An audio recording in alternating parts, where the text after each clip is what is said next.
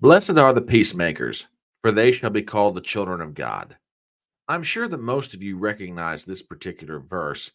If you don't, it comes from the New Testament of the Bible. More specifically, it is from Jesus' Sermon on the Mount. And regardless of whatever religion you may practice, it is a hope that we should all strive toward. But if that's the case, then why is it that politicians like Lindsey Graham always look to do just the opposite?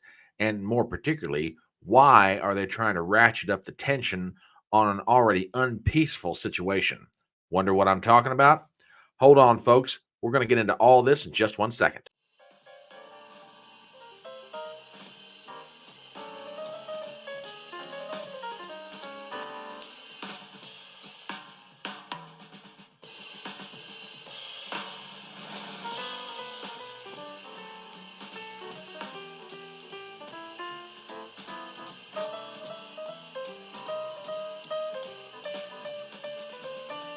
My name is Brian Trippett. I am your front porch conservative. Step on up to my electronic front porch and let's talk.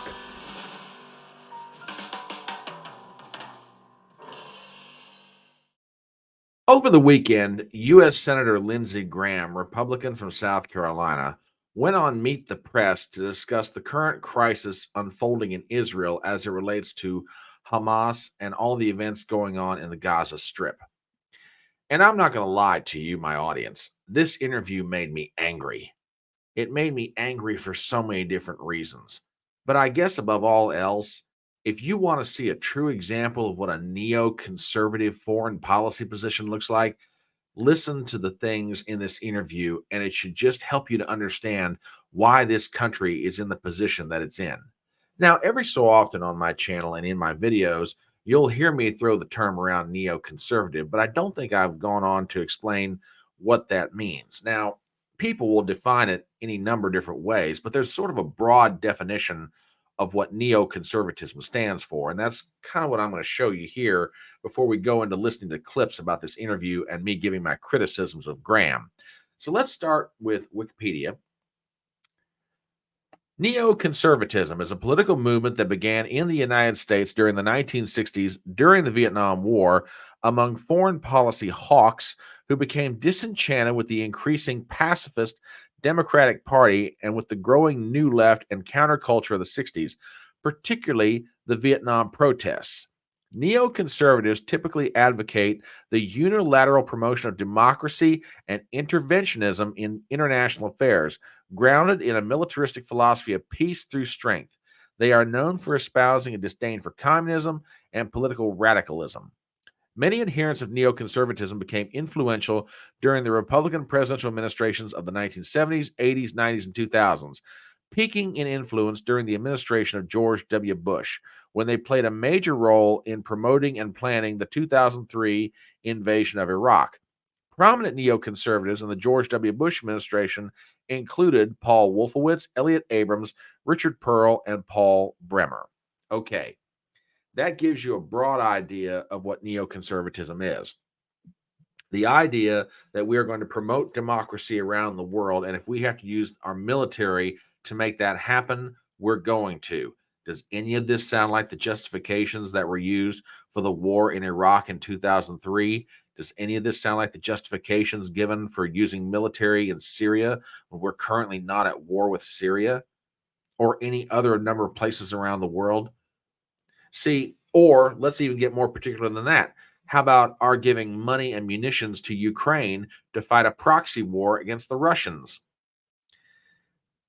At one time in my life, I'm not going to lie to you, I might have supported these ideas, but the older I get and the more I have my eyes open, the more I become a very disillusioned citizen of the United States when it comes to matters of foreign policy. And that's what made me so angry about watching Lindsey Graham's interview on Meet the Press. So let's start with some of the clips that we've got here. And we'll start first with a discussion about what Egypt, Israel's neighbor to the southwest, should do with regard to the Gaza Strip and the Palestinians who are now trying to flee an imminent attack from the Israelis on the Gaza Strip. Listen to this wonderful little piece of wisdom from the senior senator from South Carolina. This is absolutely amazing. So here's my message to our friends in Egypt. Open up, allow Gaza residents to go into the Sinai, to the international community. We have to help. To our friends in Israel, you need the time and space to destroy Hamas. Okay, I have a question for Lindsey Graham. And forgive me because I don't quite understand this. Why are you asking the Egyptians to do the very thing that you, as a U.S. Senator, would never allow to happen in your own nation? Now, if you're wondering what he's talking about, the Israelis have given an evacuation order to the residents of the Gaza Strip. About 1 million or more folks get out of the way, particularly out of Gaza City, which is to the north. Basically, the Israelis are wanting them to move to the southern end of the Gaza Strip, which butts right up against Egypt. Lindsey Graham is calling for Egypt to open up its border and let those people flow into the Sinai Peninsula. Well, there's just one little problem with that. The Egyptians have no intention of opening up their border, and frankly, I don't blame them. Look, you have no idea. If you're the Egyptians, you have no idea if you open up that border what you're going to get. How do you know that the same Hamas terrorists that attacked Israel won't be issuing attacks in Egypt? There's a reason why the Palestinians have been kicked out of every Arab country in the Middle East over the decades that have gone by, and why the other nations of the Middle East don't help the Palestinians now. And so, to get back to my question, why should the Egyptians do what Americans won't? Hey, we don't want people coming across our southern border the way they're coming across. So, why should the Egyptians be asked to open up their border to the Palestinian refugees? You see the problem I've got here? Lindsey Graham's out there advocating, I don't want people coming across the southern border with Mexico. Okay, fine. So if you won't let that happen, then why are you asking Egypt to do the very thing you don't want to see happen in America? But that's just any number of the problems I have with this interview. So let's go to the next one. This is Lindsey Graham's prescription for what we should do about Hamas, which, by the way, I don't necessarily disagree with him on this one. Folks, take a listen to this. I do want to ask you about the crisis on the ground in Gaza. Yeah. And you have said that Israel should go into Gaza and, quote, level the place. If necessary. Are you calling for the full-scale destruction of Gaza despite No. what could be untold civilian deaths? No, I'm calling for the destruction of Hamas. Okay, here I've got no problem whatsoever with Lindsey Graham. I think this is absolutely what needs to happen. The Israelis, for years, have tried to do their dead level best to keep this powder keg from going off and blowing up in their faces. Well, unfortunately, it's now blown up in their faces. Hamas leveled a devastating attack against the Israeli people. Thousands are dead, even thousands more are injured. And before it's all said and done, this is going to get worse. So perhaps, if it is in the opinion of the Israelis, perhaps if it is time to take out Hamas, they should do so with complete thoroughness. But that is a determination for the Israeli government and its people. So I don't necessarily disagree with Lindsey Graham on this one, but it's the further comments that he goes into this interview when I really start letting my blood boil. Next one we're going to take a listen to is, what should be done for the Palestinian people? Listen to this because this has shades of that neoconservative interventionism in it, okay? Let me play this one. So, what should happen for the Palestinian people, according to Lindsey Graham? By Hamas, we're not going to do the old game anymore. The goal is to destroy Hamas as a terrorist organization that would liberate the Palestinian people who live in Gaza and would make it safer for Israel. Okay, hold on a minute. All right, so let's just assume for a moment that the Israelis do what you're proposing, that they go in and successfully take out Hamas as a terrorist organization. I have a question for the senior senator from South Carolina. How do you know that's going to make it any better or safer for the Palestinian people? Here's what I'm getting at. Power abhors a vacuum, sir. Okay, you get rid of one horrible terrorist organization in Hamas. How do you know that something even worse doesn't rise up to replace it. Which, by the way, I'm not the only person that's willing to ask that question. And that gets to our next clip. Kristen Welker, who's the host of Meet the Press, asked what I feel is probably one of the best questions that you could respond to after listening to that wonderful little piece of wisdom out of the mouth of Lindsey Graham. Folks, take a listen to this because I give Kristen Welker credit. She asks the obviously salient question. I have to ask you the same question I asked Jake Sullivan. What happens the day after if Israel is successful in defeating Hamas in Gaza? Who governs Gaza, Senator? Okay. See what I mean? Okay, you get rid of Hamas. What do you get next? Listen to what Lindsey Graham's prescription is for this. Okay, here's what I think. That's a really good question. All Palestinians are not the same. They're all not terrorists. The PA is still in existence in the West Bank. The deal between Israel and Saudi Arabia has a Palestinian component. For this deal to really go into effect, the Saudis are willing to help the Palestinians. Haven't proven it yet. But the PA needs to change. We got old corrupt leaders. They need to be replaced with younger leaders who are less corrupt. So I have no animosity toward the Palestinian people. Okay, did you guys catch that? We've got old corrupt leaders in the Palestinian Authority. We need younger leaders who are less corrupt. So basically, we're going to go from one terrorist organization in Hamas that might not be corrupt, but is absolutely ruthless and will use every means of terror at their disposal to try to achieve their ends, which is the destruction of the Israeli people and the government of Israel. And then we're going to go to a less terroristic organization in the Palestinian Authority that is not quite as corrupt as it used to be. How does any of that make any sense? How does any of that make it safer for the people of Palestine? How does it make any safer and better their situation and their lives for the Palestinian people?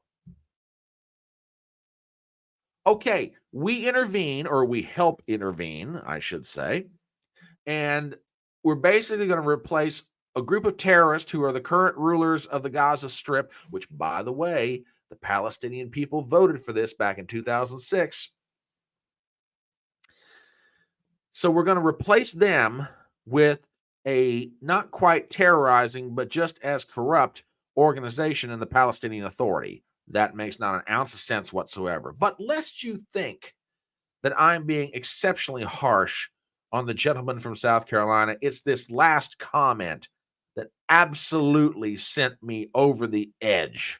Folks, you've got to listen to this because this is just blatant neoconservative foreign policy. And it's the sort of thing that's gotten America in trouble over the past 20 years. Take a listen to this. Here's my message. If Hezbollah, which is a proxy of Iran, launches a massive attack on Israel, I will consider that a threat to the state of Israel, existential in nature. I will introduce a resolution in the United States Senate to allow military action by the United States in conjunction with Israel to knock Iran out of the oil business. Iran, if you escalate this war, we're coming for you. Okay, I've got any number of things to say about this. Lindsey Graham, you are a fool! What are you trying to do? Are you trying to get even more people killed? If Hezbollah attacks from the north, I will consider that an existential threat against the nation of Israel, and I will introduce a resolution in the Senate to authorize military force to take out the Iranian oil refineries. You fool. The people of Iran are suffering just as much as the people in the Gaza Strip. You take out those oil refineries, and you are giving justification to every other nation in the Middle East to launch an attack, not just against Israel, but they're going to start doing stuff against assets of the United States in the Middle East if they don't launch direct attacks against the United States here on the North American continent. Listen, we've had enough of your neoconservative, let's bring democracy around the world crap. You're getting people killed. You're getting Ukrainians killed right now. You're about to get a whole lot of Israelis killed. You've got the potential to get even more American citizens killed. And for what? The promotion of democracy. We need to spread democracy around the world. No, we don't. We need to stay the hell out of it. Let the Israelis sort this out on their own. We don't need to be giving them arms. We don't be giving them money. They've got enough of both to take care of the problem. We need to stay out of this. If anything, when it's all said and done, we ought to be pushing for peace, which, by the way, lest you forget, your friend, the former president of the United States, was trying to do just that toward the tail end of his administration when he got not one, not two, but 3 different peace deals done between Israel and nations of the Middle East. But if we follow your advice, sir, we're going to get thousands upon thousands of people killed and drag the nations of the Middle East and Europe and the West into a war that will be bloody and violent, and God only knows how long it takes to end it. So no, sir, your advice should be listened to and promptly ignored, and then I hope your fellow senators tell you to shut the hell up. Enough with your neoconservatism, sir. Enough with your saber rattling. Enough with your threats. Enough with everything else. Just stop it.